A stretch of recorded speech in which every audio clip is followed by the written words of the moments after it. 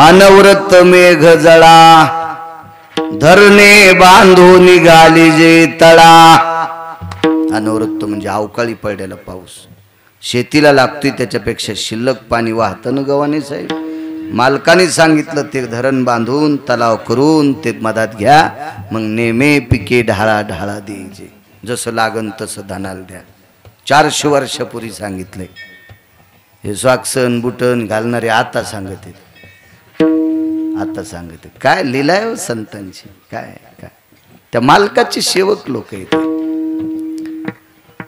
7 दिवस 7 रात्र पाऊस, गोवर्धन पर्वतावरचा एक कंत वाहू द्याला नाही, एक कण वाहू द्याला नाही, कण। सापाचं आळ केलं, मोठ्या औरंगाला बोलिलं, सर्व पर्वताला आळ केलं, अगस्तीला सांगितलं महाराज या, पाण्याची सोय झाली। त्याला राग येण्यासाठीच केलं देवाने इंद्राला राग आला आणि पाऊस हत्तीच्या सोंडेसारखा मुसळधार पाऊस। आपण कशाला मुसळधार म्हणतो, मोटरसायकलच्या इंना खालची माती भिजली नाही, काय पाऊस झाला, वा वा वा।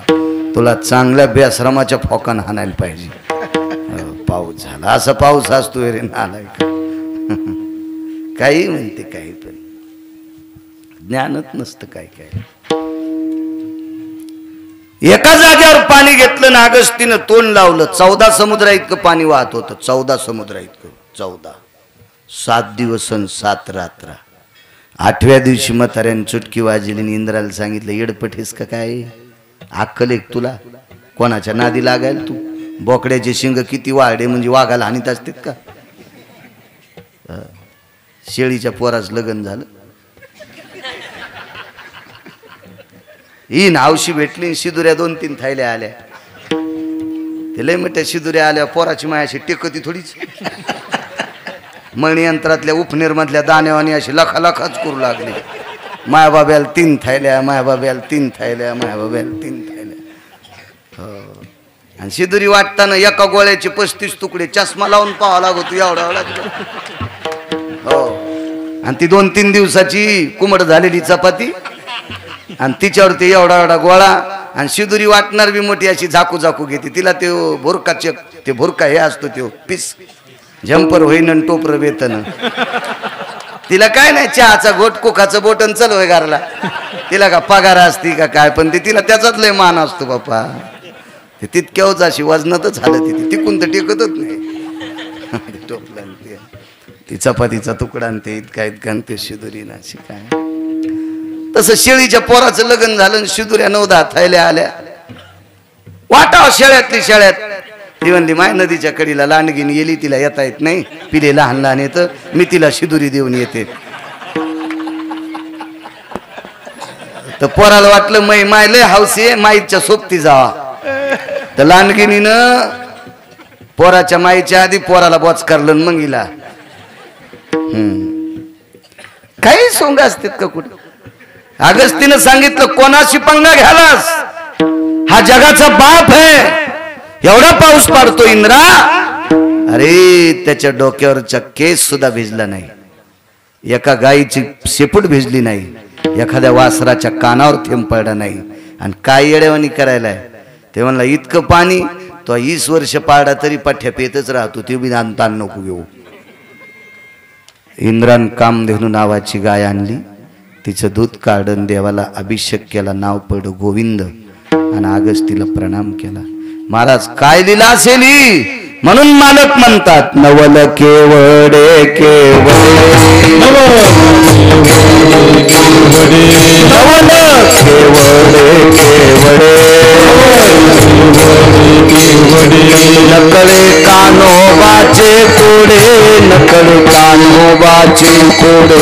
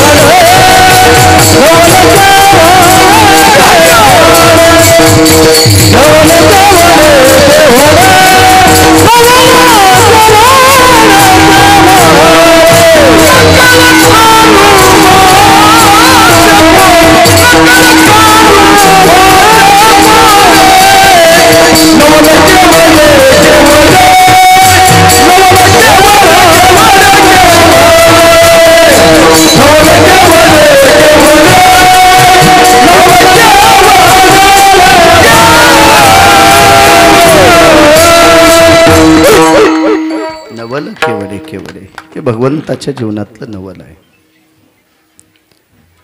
महाराज, आजचा प्रसाद भगवान बोरेश्वराच्या दरबारात आहे.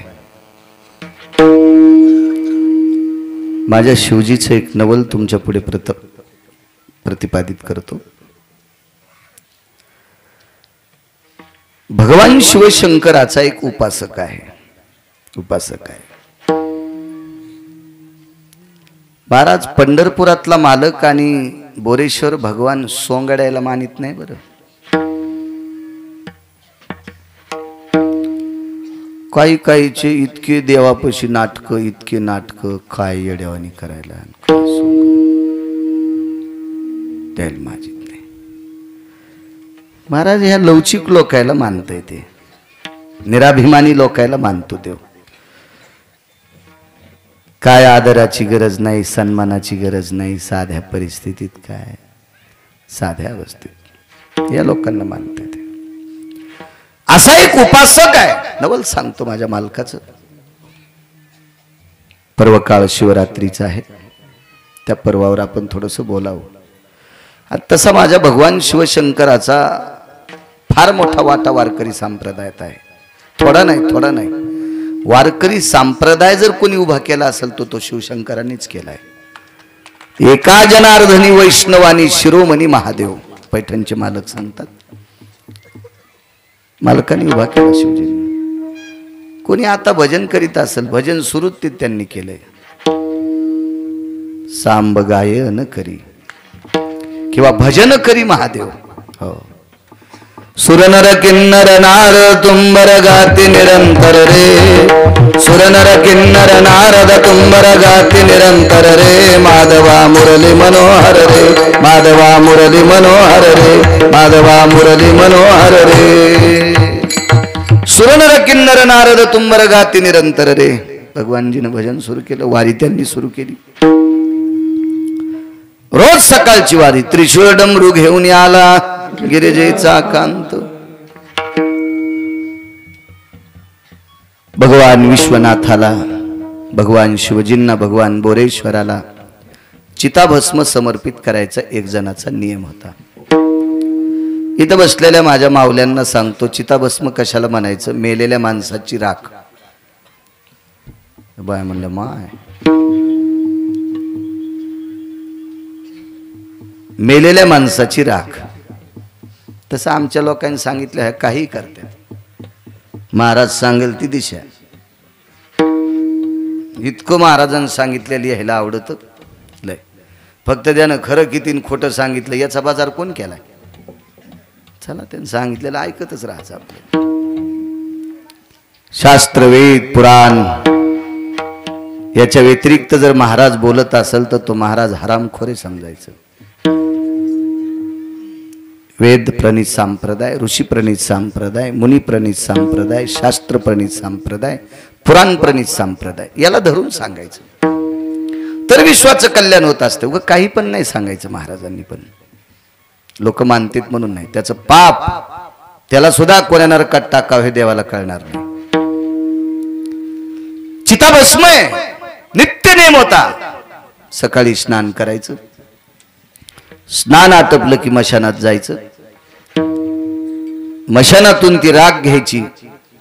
एका वाटीत, खापराची वाटी होती, कटोर, तुळशीपाशी नेऊन टाकायचं. वापस पुन्हा यायचं, पुन्हा स्नान करायचं, गंगेचं पाणी घ्यायचं आणि गंगेचं पाणी भगवान शिवशंकराच्या पिंडीवर तो अभिषेक करायचा. चांगल्या कपड्याने पिंड पुसून काढायची आणि पत्नीला आवाज द्यायचा, लक्ष्मी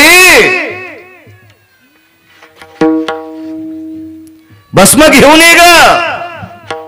मग तिनं ते तुळशीपाशी टेकलेली वाटी एका आवाजात नवऱ्याला मंदिरात नेऊन द्यायची. असा तिचा नियम. पण कर्मनो गहनो गती, एक दिवस तिथं माणूसच मेला नाही. असा दिवसच नव्हता महाराज, माणूस मरत नव्हता. 10-10 माणसं मरायची. पण एक दिवशी, त्या दिवशी कोणीच मेलं नाही. मग राख कशी ठेवायची? आणि राख तर ती जळालं की लोक गंगेत ढकलून देत होते. पण या दिवशी कोणी मेलच नाही ना, करावं काय? रिकामीच वाटी तुळशीपाशी आणून टेकली, पण लक्षातच नाही ना. पुन्हा गंगेचं पाणी आणलं, भगवान शिवजीला अभिषेक केला, पिंड पुसलेली आहे. आणि नित्यप्रमाणे बायकोला आवाज द्यायचा, लक्ष्मी भस्म घेऊन ये ग. त्या बाईनं पाहिलं वाटीत, तर वाटी रिकामी. आणि रिकामी वाटी नेल्यावर मालक काय म्हणते ना आपल्याला, याची भीती होती साहेब, भीती होती, भीती होती. दुसरा आवाज आला, लक्ष्मी किती जोरात ओरडतो ग, तुला ऐकायला आलं नाही का, घेऊन ये भस्म. दोनदा आवाज आला, पण भस्म नव्हतं राजेव त्याच्यात, माणूस मेलत नव्हता, कुठून द्यायची राख. तिसरा आवाज आला, लक्ष्मी आमटे काय येऊ. बाईच्या लक्षात आलं, आज्ञाभंग केल्याचं पाप आपल्या डोक्यावर पडलंय. भस्म नाहीच तर देऊ काय, म्हणून तुळशी वृंदावनाच्या जवळ स्वतःच शरीर पेटून घेतलं. भगवान शिवजीला हात जोडले आणि पेटून घेतलं. ठाण ठाण ठाण ठाण ठाण ठाण ठाण ठाण ठाण जळालं शरीर. थकून बाहेर आलं, का बायको भस्म देत नाही. पाहलं तुळशीपाशी तर रिकामी वाटी आहे, आणि तुळशीच्या पड्याला असं लांब पाहिलं तर राखाचा ढिगल आहे. लक्षात घेतलं आपल्या बायकोच्या अस्थियता. काय पत्नी, डोळे भरून आले. त्याच्यातली मुठभर राग घेतली. राग घेतल्याबरोबर काकणं हातात आले. पतिव्रतेचे काकण आहेत ते, पतिव्रतेचे. ढवळेवीर नावाचं गाव आहे खानदेशमध्ये. मी अगोदर वीरपूरचं चरित्र सांगितलं होतं, गुजरातमध्ये.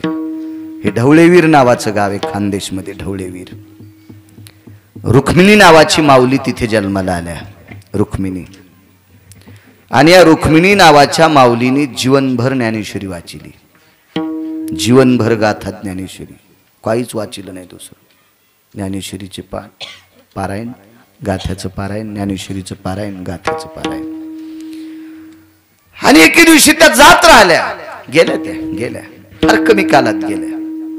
कमी कालात गेल्याच्या नंतर परिसरातले भक्तगण, गावकरी, इष्ट मित्र, सज्जन सखे सगळे जमा झाले त्या परिवारातले. आणि सगळी भक्तगण त्यांना मानायचे. मग त्या रुक्मिणी आई साहेबांचा, त्या मातेचा, त्या माऊलीचा अंत्यविधी झाला. दुसऱ्या दिवशी सकाळी अस्थी सावडायचा, अस्थी संचयाचा, राखेचा कार्यक्रम होता. गळ्यातल्या जेवढ्याला जेवढ्या तुळशीच्या माळा दोऱ्यासगट शाबीत निघल्या. म्हणून ढवळेवीरला समाधी एका गेलेल्या व्यक्तीच्या गळ्यात पेटून दिल्याच्या नंतर दुसऱ्या दिवशी राखेतून तुळशीच्या माळी त्याच सापडतात. तुम्ही म्हणताल कोणी टाकल्या असत्या, नाही, त्याच माळा जशाला तशा प्रेतावर त्या माळांची समाधी आहे. कारण तिची देवावरी सत्ता. तो का म्हणे पतिव्रता, तिची देवावरी सत्ता. या भारत देशातल्या, या महाराष्ट्राच्या मातीतल्या पवित्र स्त्रियांची सत्ता देवावर असते. देवावर तिनं सांगावं तो देव ऐकत असतो. एवढी मोठी ताकद आहे महिलांची. त्याच्यामुळे मी कधी कधी बॉम्ब टाकत असतो, आगावपणा करण्यापेक्षा सात्विक काम करत जा, देव तुमचं भलं करत जाईल. एवढी मोठी ताकद आहे त्याच्यात, त्या परमेश्वरात.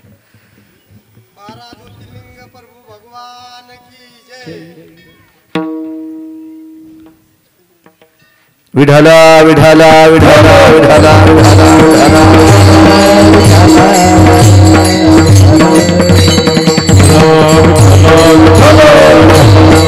आणि मग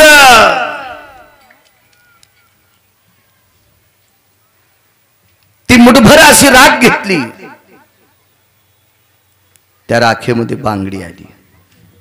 आप्पा बांगडी आली, बांगडी बांगडी आली. आणि ती राख भगवान शिवजीच्या पिंडीला समर्पित केली, समर्पित केली, समर्पित केली. खळकन बांगडी पिंडीवर पडली. प्रभू प्रगट झाले. शबर नावाचा भक्त आहे. काय देऊ तुला, काय देऊ, काय देऊ. त्या शबराने एकच प्रश्न केला देवाला, विठाला विठाला विठाला.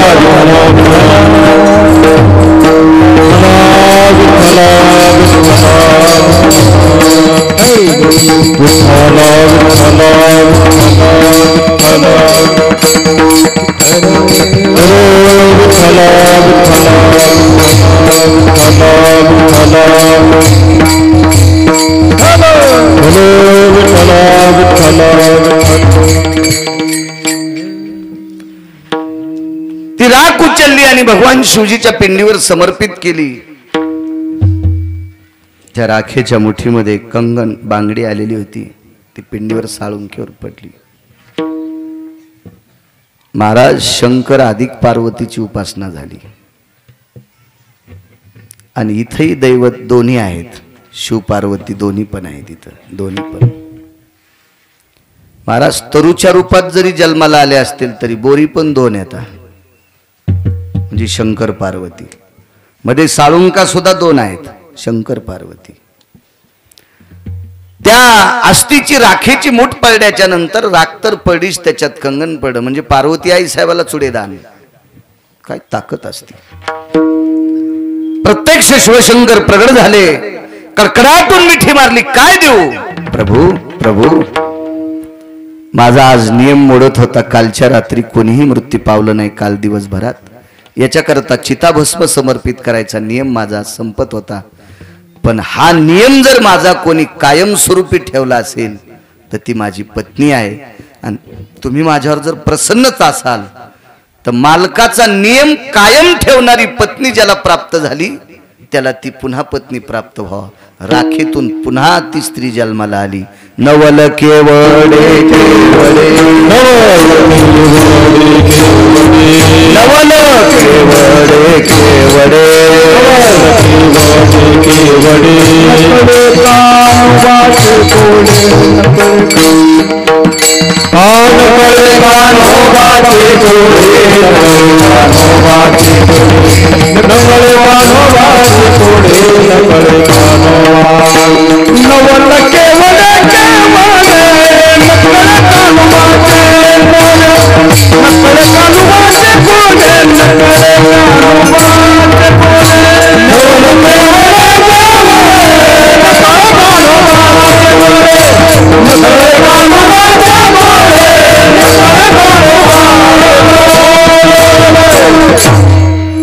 नवल माझ्या शिवजींचं. शिवरात्रीचा पर्व काळ होता. याच्याकरता एक नवल तुम्हाला ऐकून प्रतिपादित केलं. यमुनेच्या डोहामध्ये कालिया नावाचा सर्प विराजमान आहे. कालिया नावाचा सर्प वेळेस सोडेल. त्रास देणार नाही तुम्हाला कोणाला. एवढी मोठी माणसं जेवायची. बऱ्यापैकी आता सावलीची जागा सगळी संपली. आतापर्यंत ऍडजस्ट केलं तरी काही पुरुष उन्हात आहेत. कालिया नावाचा सर्प ज्या वेळेला यमुनेत दाखल होतो त्यावेळेला त्यानं त्याच्या विषाचा प्रयोग करायला सुरुवात केला. उग्र स्वभावाचा होता. वात्रट स्वभावाचा सर्प होता. तो कोण्या जनावराला धरीत नव्हता. पण जनावर पाणी प्यायला आले की त्याचं विष पाण्यावर सोडत होता. आणि ते विषारी पाणी जनावरानं पेलं की ते जनावर मरायचे आणि पाण्यात तसेच. मग ते पाण्यात मरून पडले की तो खात होता. कानावर वार्ता गेली प्रभूच्या. कालिया बदमाश आहे, नालायक आहे. तुम्हाला एक सांगू का, रवरवी कोणाची बी ठराविक दिवसच चलती.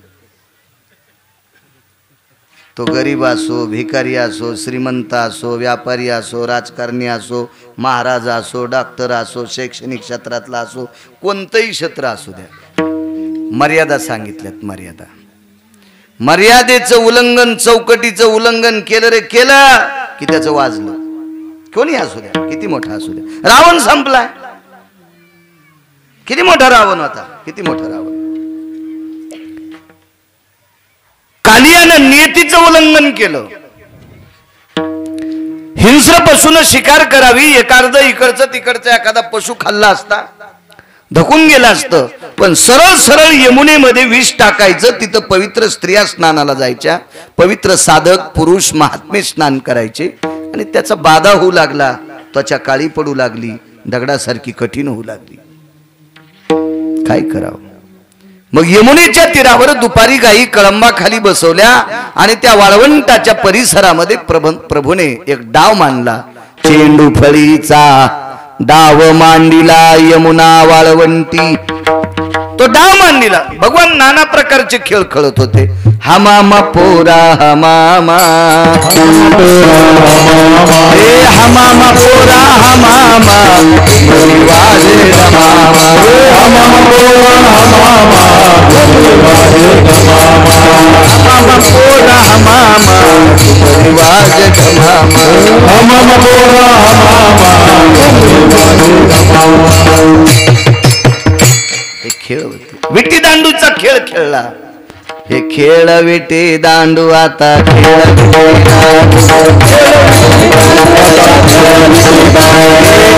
विटी दांडू आता खेळ विटी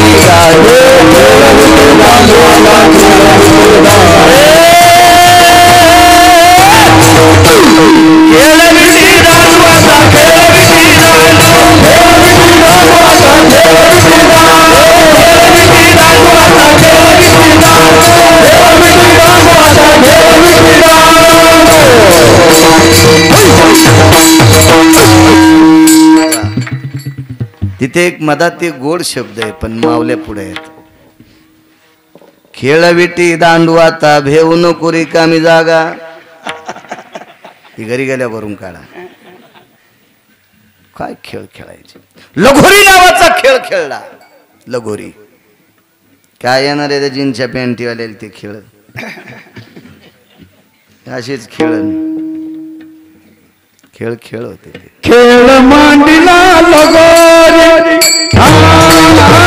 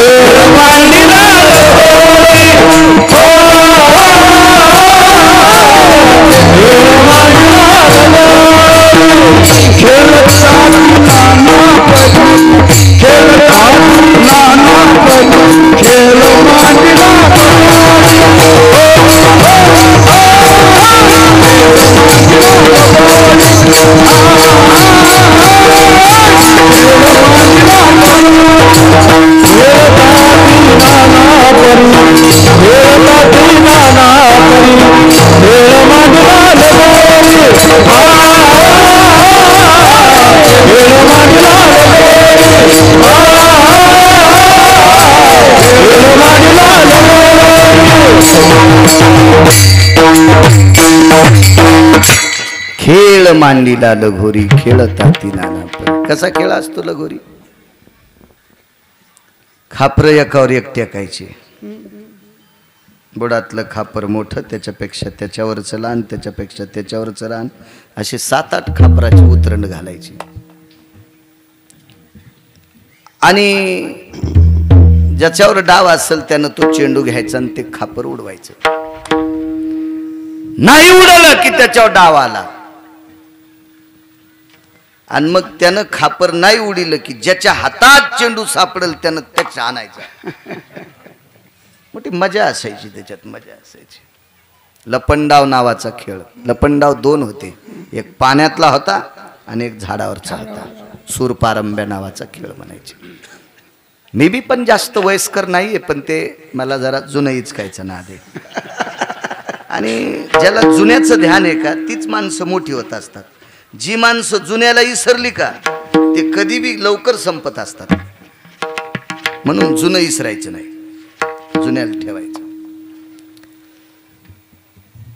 जीनच्या पॅन्टीवाल्याला सांगतो 35च्या आतल्याला धोत्रावाल्याला इसरू नका. ह्या धोत्रावाल्यानं 72च्या दुष्काळात एक टाइमच भाकरी खाल्ल्या. महाराज भजने असेल त्यानं आई वडिलाला सांभाळीत असेल तर त्याला भजन करायला बोलव. नाही तू काशी तिकडच कर म्हण कुठतरी. आणि कीर्तनकार तुम्हाला कळाला मायबापाला बोलत नाही आणि तुम्ही जर बोलून पाकिट देत असेल बाबा तुम्हाला पण पाप लागणार. मला काय चोंबाळ्या गप्पा येत नाहीत. मला काय तुमच्या भागात ग्रामपंचायत लढवायची नाही, जिल्हा परिषद लढवायची नाही, पंचायत समिती लढवायची नाही. मी कशाला चोंबाळ्या गप्पा करू तुम्हाला. आहे की नाही साहेब. मला काय 2 घंटे बोलायचं निघलं आपलं. बैता पाणी फिरता साधू काय ताण घ्यायचं. पाण्यानं वाहत राहा, पाणी नाही वाहिलं की शेवाळं होतंय आणि साधू एका जागेवर झाला की बाया त्याला तूर कापायला लायतात. त्याच्यामुळे आपलं पुढे सरकायचं, कशाला ताण घ्यायचं त्याला.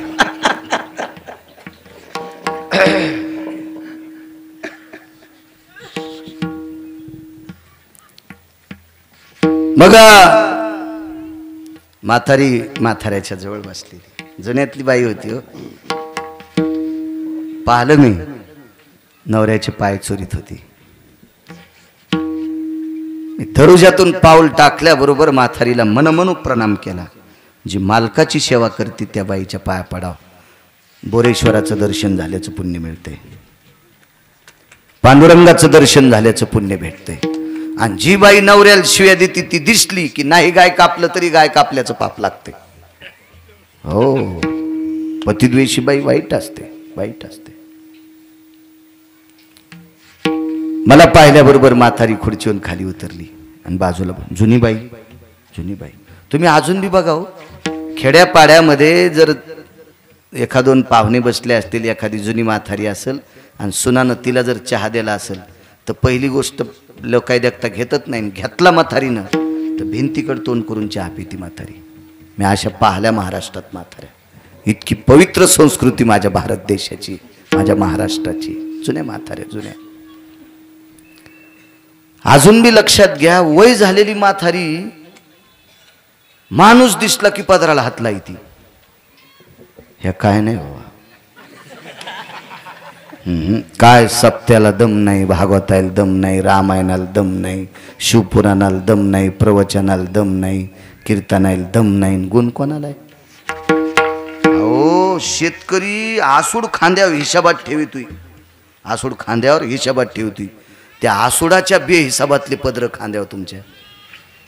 कशाला कीर्तन ऐकायचे, कशाला कशाला. मी रात्री सांगून गेलो, स्त्रीची पाठ परपुरुषाने पाहायची नाही आणि आपली पवित्र पाठ परपुरुषाला दाखवायची नाही. पैसे झाकलेले असावा एक, आणि या देशाची पवित्र स्त्री सर्वांग कपडे घातलेली असावा दोन. संस्कृती आहे देशाची, संस्कृती आहे देशाची. सोंग नाही करायचे, नाटकं नाही करायचे. कपाळ भरून कुंकू लावलेलं नका लावू. कुंकू बारीकशी टिकली का लाईनत, नाहीतर मग हप्ताभर नवऱ्याला लावली पाहिजे. त्याला म्हणायचं मी तुझ्यामुळं लाईते ना, मग 7-8 दिवस तू माझ्यामुळं काय झालं लावायचं, आपण अर्ध करी जाऊ असं लावायची. काय नसतं त्याला. हे किती असंच बांगड्याचं सांगितलं, ते म्हणला महाराज मै घालीतच नाही. म्हणलं मग मला घाल. तुम्हाला कशा घालू? म्हणलं मग तू घाल. हो ना. तुम्हाला एक सांगू का, हृदय सोडून संस्थांचा सप्ताह ही बोरेश्वराची कृपा आहे महाराजावर. पण साहेब आपण खेड्यापाड्यामध्ये 10-10, 15-15 लाख रुपये खर्चायलोत ना सप्त्याचे. याच्यात गुण आला पाहिजे, गुण. जो मुलगा आई वडिलाला नीट बोलत नाही त्याने कीर्तन ऐकून आई वडिलाला सांभाळलं पाहिजे. सप्त्याला पीक आलं समजायचं महाराज, पीक आलं समजायचं.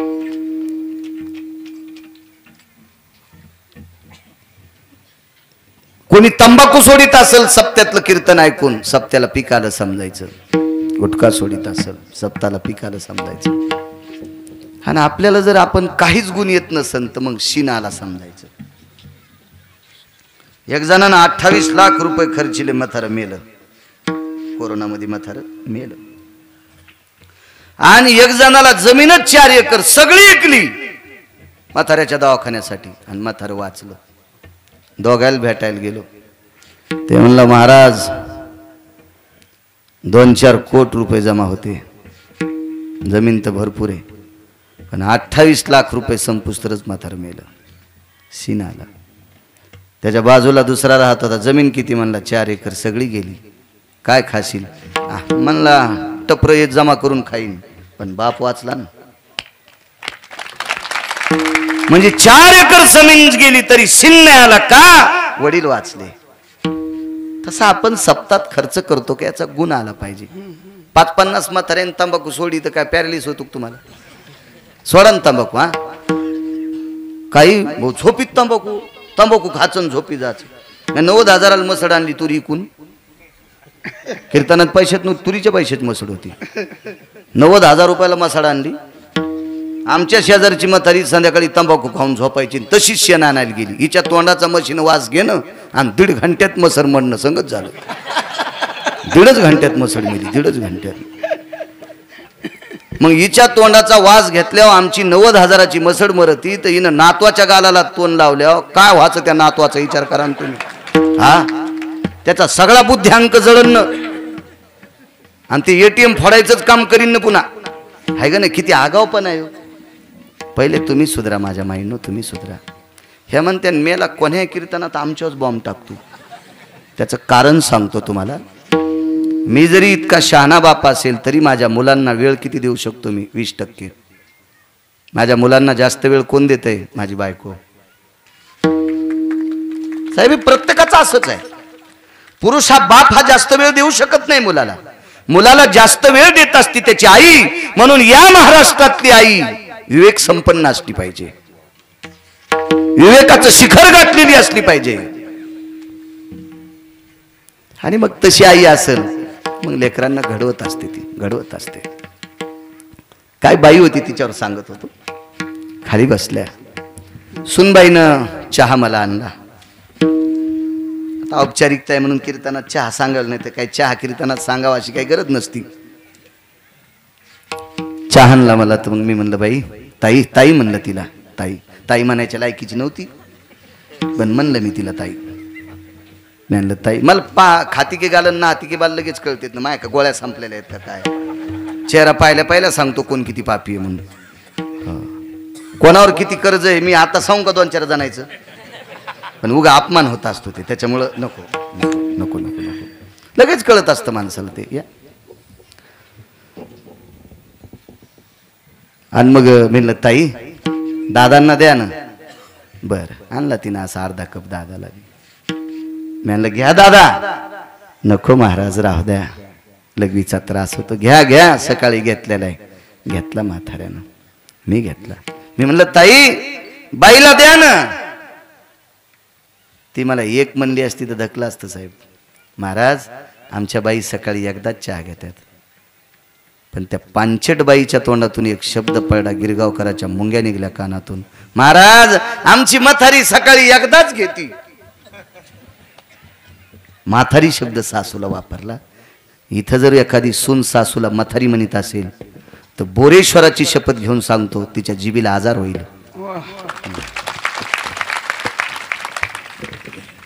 सासूला म्हातारी म्हणता तुम्ही? म्हाताऱ्या व्हायच्या नाही. तशाच आंब्याची सुरकुटी होऊन अशा वाळून जाणार आहेत का तुम्ही? नाही म्हाताऱ्या व्हायच्या. महाराज घरातल्या ज्येष्ठ लोकांचा जी माणसं आदर करत असतात का, त्यांचा आदर पंढरपुरातला मालक करीत असतो. पंढरपुरातला मालक करीत. कशाला सोंबळ्या गप्पा सांगायच्या नुसत्या आपल्या पांचट गप्पा. बसली ती तिथंच. तिला माहीतच नव्हतं गिरगावचा बाळा किती रगील. तर बसली. मी म्हाताऱ्याला विचारलं, दादा लग्न झाल्यावर किती जमीन होती?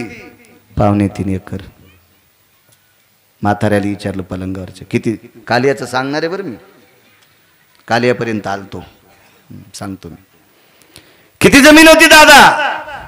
2.25 एकर होती. आता किती आहे? 40 शिवाला आणली. 40च्या पुढे गेली. म्हणलं दादा ती पांचट सून ऐकू लागली बरं तिथं बसल्या बसल्या. ती ऐकू लागली. मला तर वाटलं तिला जिथं पिराला कापावं. आपल्या देवाला नाही, पिराला कापायला पाहिजे होती. हो पिराला कापायला पाहिजे होती. पैठणच्या तळ्यात टाकले असती तर पण तिला माशाने पण खाल्लं नसतं. माशा पण म्हणल्या असते इतकी पांचट नको आपल्याला. ऐकू लागली. म्हणलं दादा कशी घेतली हो 40 एकर? थकलेलं म्हातारं गव्हाणे साहेब. साहेब ते म्हातारं मला म्हणलं, महाराज माझ्यासारखी वळई 10 खेड्यात कोण्यात माणसाला रस्ता येत नव्हती. कडब्याची वळई, दोरीत वळई रचायचो मी. जर वळई मन लावून रचली तर बिना चवाळ झाकलेल्या वळईत पाणी घुसत नव्हतं. अशी पूर्णी दाबीत होतं म्हातारं. कोळप्याच्या दांडीला फळी बांधायचं ना अशी वळई चोपायचं. एक बुड बाहेर दिसत नव्हतं. एक ज्वारीची अशी मुळी दिसत नव्हती. मुळी असली वळी रचायचं. एक एक दीड दीड महिना माणसं माझी वाट बघायची वळही दाबायला. आणि शेकड्यावर ज्वारी असती, 80 क्विंटल ज्वारी व्हायची. सुपारीचं व्यसन नाही, तंबाखूचं व्यसन नाही, बिडीचं व्यसन नाही. 2.25 एकर जमिनीची 40-41 जमीन केली. ती पानचेटसून ऐकत होती. वाक्य नीट ऐका, मला याच्याकरता सांगायचंय. ऐकत होती. माझी खुर्ची जवळ घेतली. म्हातारी वयस्कर होती, नवऱ्याचे पाय दाबीत होती. याच्याकरता मी पाया पडो तिच्या. म्हणलं बाई तुम्ही काय केलं? महाराज 6 वाजता मालकाचा डब्बा करीत होते. मालकाला 6ला नेहरी पहाट. व्यसन नव्हतं. 6-6:30 म्हातारं जेवत होतं. पोराला तालुक्याच्या ठिकाणी शिकायला ठेवतं. पैसे देत होते रोजदारी काम करून. कव्हा रोजदारी करीत होतात महाराज? 6-6:30 मालकाला जीव घालायचे.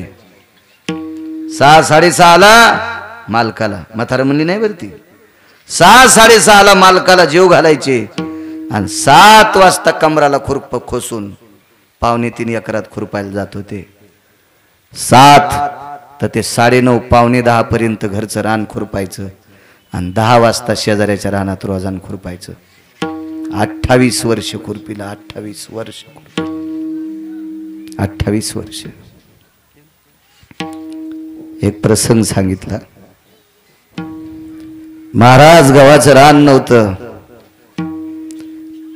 गहू काढ्याच्या नंतर मी सर्वा पाहायला जात होते. सर्वा. आता काळ बदललाय. आता या मशीननं गहू काढ्या 2-2, 3-3 पोते रानात पांगत पण ती गवसत नाहीत. पूर्वीच्या काळात एक ओंबी जाऊ देत नव्हते. सर्वा पाहाच्या बाया. आणि सर्वा पाहिल्याच्या नंतर त्या टोपल्यात ओंब्या कुटायच्या. आणि त्याच्यातले जितके गहू होतील तितके अर्धे मालकाला द्यायचे, मग अर्धे न्यायचे. काय गरिबीचं तोंड असलं. सर्वेचे गहू जसे जसे दळायचे, बाजाराच्या दिवशी मालकाकडे पीठ द्यायचे. आणि पोराला चपात्या खाला.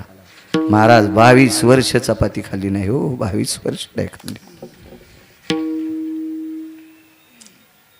दोघांचं चरित्र ऐकून हृदय भरून आलं.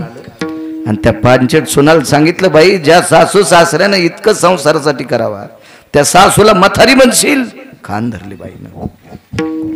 महाराज मरेपर्यंत त्या बाईला मथारी म्हणणार नाही. बस जिंकलं म्हणलं गिरगावच्या बाळू.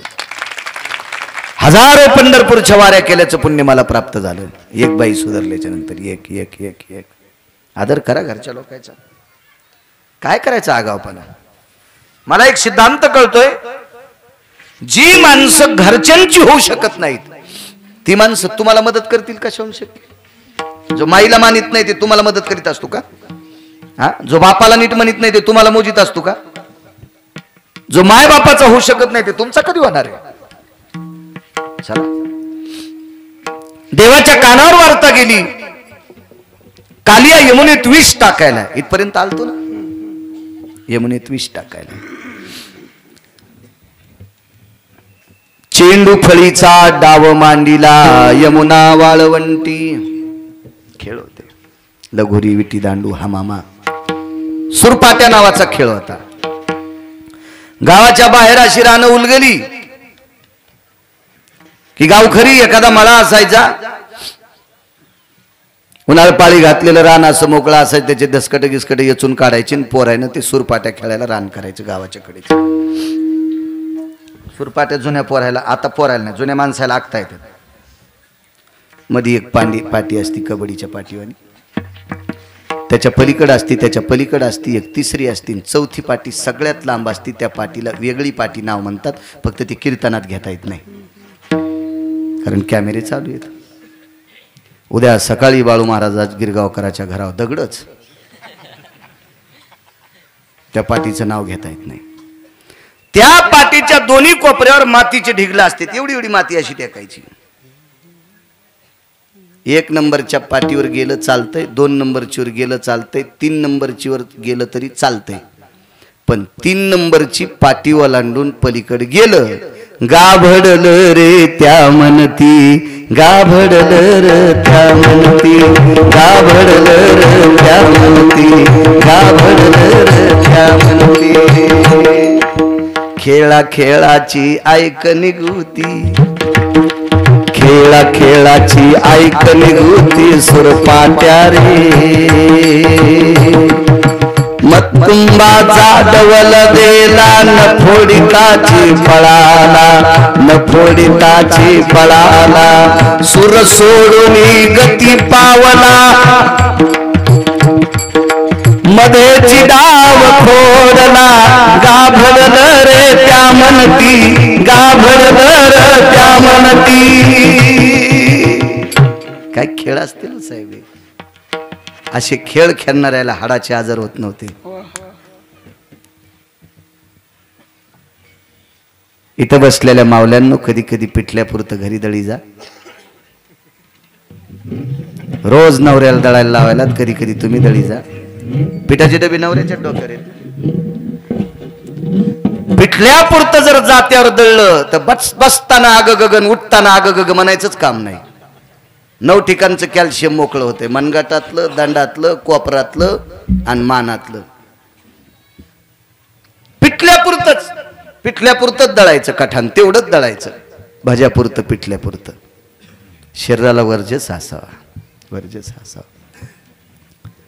काय जात्यावर गाणे होते पहिले, काय गाणे म्हणायच्या. जुनं लयच गोड होतो, काही काही गोड होतं जुनं, काही गोड होतं.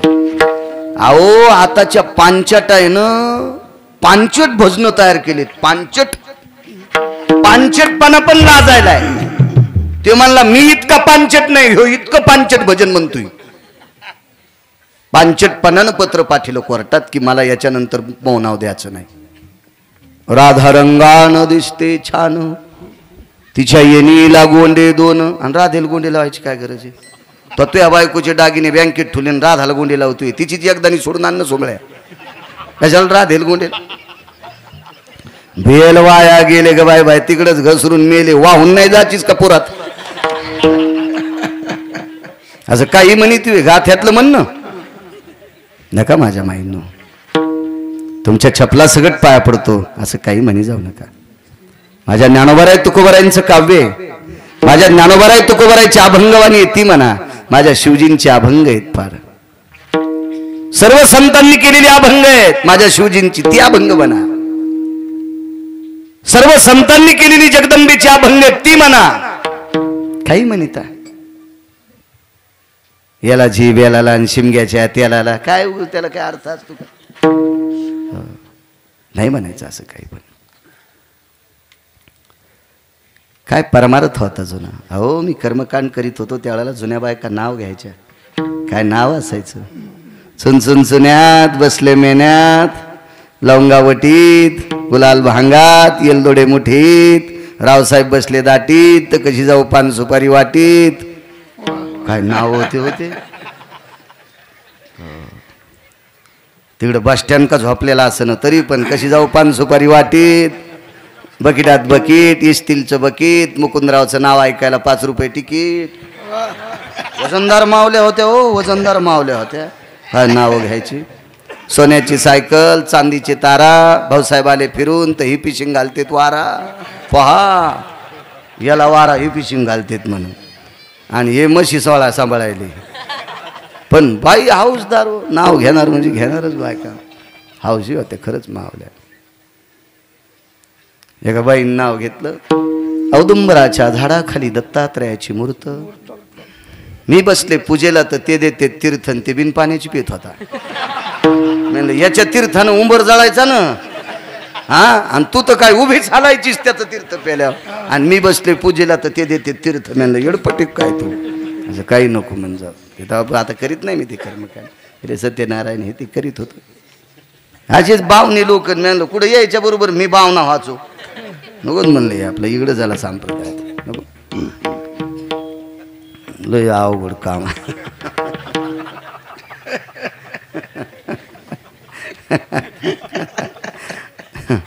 काय धोरणात इतकं माणसं सारी धोरणं सुटलेली त्याची. काय जुना काळ होता, आनंद होता जुन्या काळात, फार आनंद होता. खेळ खेळत असताना चेंडूपरीचा डाव मांडला आणि मुद्दाम जगाच्या मालकाने पाण्यात चेंडू टाकला आणि चेंडू आणण्याच्या निमित्तानं आतमध्ये गेले बुडाले. यमुना डोई बुडा लागे, कृष्ण डोई बुडा लागे, यमुनेच्या डोहात बुडाला. अख्ख्या गोकुळात चर्चा. आबाल वृद्ध सर्व यमुनेच्या तीरावर आले. सगळ्यांनी विचार केला या डोहामध्ये कालिया नावाचा सर्प राहतो, यांनी कृष्णाला खाल्ला असेल. मध्ये गेल्याबरोबर कालियाच्या पत्न्या होत्या. हृदयाशी धरलं, कोणाचा आहेस तू? यशोदेचा पुत्र आहे. कशा करता आलास? माझा चेंडू आलाय. आणि चेंडू नेमका कालिया झोपला तिथे गेलता. बरं मला सांगा, चेंडू बुडत असतो का तरंगत असतो? आणि मग बुडाला कसा? यानं फेकून दिलेला कसा तरंगन? बोरेश्वरानं फेकून दिलेले तरंगणारच नाही, ते बुडणारच. मग त्यानं फेकल्यावर तरंगायचं असेल तर निष्ठेनं त्याच्या पिंडीवर डोकं ठेवावं लागेल. देवानं हातातून सोडला की तो पाताळातच गेला. मग चेंडू होता तरी कालियाच्या जवळ. त्या म्हणल्या, माय तू आता जाय, एखादीशी चेंडू आम्ही वरून यमुनेच्या तीरावर आणून टाकू, घेऊन जाय. आमच्या मालकाला तुझ्यासारखी लेकरं लय आवडतात खाला. ते म्हणला, लेकरं खाणाऱ्याची तर सोय पाहायची. हे रगीलच होतं ते, त्याच्या इतकं रगील कोणी? रावणाला जर 2:18 त्यानं आपटून हाणलं 1 नंबरच्या गुंडाला, तर आपली गुंडागिरी काय? वायर चोर, टाटर चोर, पायप चोर, भांगार चोर, कोणाचा कापूस चोर, कोणाच्या तुरीच्या पेंढ्यात चोर, 2-4 कडब्याच्याच पेंढ्यात चोर, कोणाचं शेटरच उघड पहार घालून, ह्या चोर आहे आपल्या. रावणासारख्या गुंडाला आपटून हाणलंय. आपल्या आता मधात घुसू घुसू आणि न ते भेट कोणाच्या बापात? देव देव मुद्दाम जोरात बोलला ते जागा. कोण रे? पाहिल्याबरोबर काय दिसतंय रे? बायकाला म्हणलं, आणा त्याला इकडं खाला. नका हो नका, हे मला नका म्हणतात का? रगील होत ना ते, रगील होत. काय काय लय ताव आणतात घरी, लय ताव लय ताव. इतका ताव आणणार घरी, बापा बापा बापा. आणि त्या बी ठराविक दिवस ऐकून घेतात. लय झाल्यावर त्या बी चांगल्या निबर टाचा आणतात. गौरव वाट पाहते ते आहे का अशा बैलाची? आले काय काय बैल, लय येडी बैल, निवळ बैल. एक जण बाजाराला गेलं 2 डझन केळी घेतल्या. केळी घेतल्यानं ते दुकानदाराला म्हणला, आता वजन होईन गडी म्हणे पिशीत 2 डझन केळी आता, तर याच्यातलं वजन अर्ध कमी करतो, सालटे सोलून तुला घेईन, मधला गाभा मला दे. मग ते केळीचे सालटे सोडे ते तिथं ठेवून घेतले आणि गाभे टाकून घेतले. साखर 2-4 किलो पिशीत होती. आलं घरी. सोमवारचा दिवस होता श्रावणातला. आणि टेबलावर पिशी टेकली. बायकोल म्हणला, पपेज माय काय हो? असं चांगलं बोलल्यावर तिच्या लक्षात आलं आज धोरणात आले वाटते. पण धोरणात नव्हतं, म्हणजे चढी नव्हती, नेमकीच पिऊन आलं. तर ए पपेज माय काय हो? तुला सोमवार आहे ना, मग 2-3 केळी खाय. टेबल कर गेली. ती म्हणली, माय केळी तर नाहीत पण कातडे पण नाहीत. तू का शेळीस का कातडे खाला? म्या केळ सोलून आणले होते. ती म्हणली, बायला मला नाही, त्याला मला कशी म्हणीन? या मान तिचा काय संबंध मला बायला म्हणायचं? तुम्ही माझ्याकडेच पाहिले. ती त्याला म्हणली, बायला अरे घरी आल्यावर सालटे खात नसतेत रे, पण केळी सुखरूप येण्यासाठी घरा लोक सालटे आणीत असतेत रे बायला. तुला कसं कळण रे बायला? काय काय काय बैला असे टकटक दिसायलेत मला, टकटक टकटक दिसायलेत. पण आता कीर्तनात हे नाही तर उभंच केलं असतं तुम्हाला. विठाला विठाला विठाला. इतक्या खुश झाल्या लक्ष्म्या. त्या म्हणल्या, आमच्यावरचा नांगर आता यानं यायच्या पिरीला आहे. त्या खुश झाल्या खुश झाल्या खुश झाल्या. संसारातल्या सगळ्याच लोकांनी चांगलं वागणं गरजेचं आहे सज्जनांना. कालिया रागावला आणि धरत जातो. आता धरू जाता सापडते, सापडते वे घामा घुमाव. पाण्यात घाम आलाय कालियाला, पाण्यात. शेवटचा पुरावा एवढा बाबा. आता उनले तापले, प्रसाद जेवायचा. माप कमी देत नाही, ताण घेऊ नका. कधीच नाही, कधीच नाही. चुकून करायचं नाही, चुकूच नाही, चुकून नाही. माझ्या संग राहणारे मला म्हणते, तुम्ही लय बोलतात. मला टोचणे हाणतात गाडीत बसणारे आमचे. तर मी म्हणलं, बरं ठीक आहे, मी 4-2 मिनटं 10-5 मिनटं कीर्तन शिल्लक करतो. पण हे मेहमानावर थोडंच चलत आहे. पंढरपुरातल्या मालकाच्या मनात आलं तर घरी गेल्यावर त्यानं घसा दाबला, लगेच मोबाईल येतोय. आदरणीय हरिभक्ती परायण बाळू महाराज गिरगावकर अनंतात विलीन. लगेच खाली एक टाकते, गेले दिगंबर. हे तर कोणाला टाकावं मिळ नाही, पेलेलं मेलं तरी बी गेले दिगंबर. रुमण्यान हाणायला पाहिजे तेल लावू लावू. भाडव्या ते अभंग कोणासाठी नालाय का सुमळ्या पांचटा अपमान करतो देवाच्या अभंगाचा, भंगिऱ्यासाठी टाकतो ते वाक्य. मग मला सांगा, साळुंकी मंजुळ बोलत शिवानी बोलविता धनी. कोणात ताकद आहे महाराज? तुमचा हात चालायची कोणात हातात ताकद आहे? त्याच्यात. त्यानं कृपा काढली, तुम्हाला पकवाद वाजता येत नाही. त्यानं कृपा काढून घेतली, बाळ्याला बोलता येत नाही. बोलविता धनी वेगळाची. त्याच्या नावाकरता 10-5 मिनिटं बोललं तर काय होतंय? चला शेपटी धरली, गर गर गर गर गर गर गर गर गर गर गर गर गर गर गर फिरवलं, हळली शिवडी आणली डोक्यात आणि नाचू लागलेला आहे. तांडव गती मुंडन परनाचत गिरिधारी, तांडव गती मुंडन परनाचत गिरिधारी.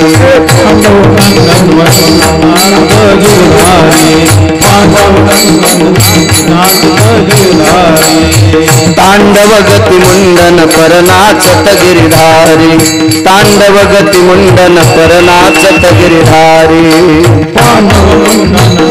नाचत गिरधारी, नाचत गिरधारी. बम बम बम बम बम बम बम बम बोले बलिहारी. बम बम बम बम बम बम बम बम बोले बलिहारी. हे बम बम बम बम बम बम बोले बोले बलिहारी.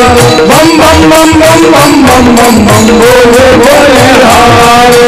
तांडव गती मुंडन परनाचत गिरिधारी, तांडव गती मुंडन परनाचत गिरिधारी. भगवान नाचू लागले. भगवान शिवजी आले. शिवजी पाहू लागले कृष्ण परमात्मा काय नाचायले. कालियाच्या तोंडातून रक्त आलं साहेब, रक्त आलं बाहेर. कालियाच्या पत्नीने विचारलं, मालक तोंडातून रक्त येते, पडाम त्याच्या पाया. कालिया म्हणला, याच्या पाया आणि मी पडणार. बायका म्हणल्या, कसं कळत नाही तुम्हाला, तो देव आहे. हे देव कस काय पाया पडन? नाही पड, रोगील कालिया. लय काय काय कालिया रोगील बापा, लय रोगील. कालियाच्या बायका म्हणल्या, आमच्या मालकाला कळत नाही देवा, आमचं कुंकू शाबीत राहा, याच्या करता याला वाचवा. बायकोन म्हणलं, काय विनंती करता तरी त्याला. भगवान म्हणले, पहा कसं रगिले, पहा कसं किती मूर्ख आहे. मूर्ख म्हणल्यावर काले देवाला म्हणला, मला मूर्ख म्हणलाच कस काय? मला मूर्ख का म्हणला? अरे तुरंत देवाला रगील असतात काय काय माणसं. भगवान म्हणले, तू मूर्ख नाहीत कस काय? मी मूर्ख कस काय म्हणले? मग तो विष काप यमुनेत टाकलं. हा ऐक म्हणले, ऐक ऐक ऐक. कालिया म्हणला, देवा आता गाव जाऊ बोलतो, मला सांगा सर्पाला जन्म कोणी दिला? भगवान म्हणले, मी दिला. मग सर्पाला दात कोण दिले? भगवान म्हणले, मी दिले. दातामध्ये विष कोण दिलं? म्हणले, मी दिलं. मग देवा सर्पाला जन्म तोच दिलास, सर्पाला दात तोच दिलीस, सर्पाला विषाचा दात तोच दिलास, सर्पाला विषाची पोकळी तोच दिलीस, आणि मग तरी आम्हाला मूर्ख कस काय म्हणतो?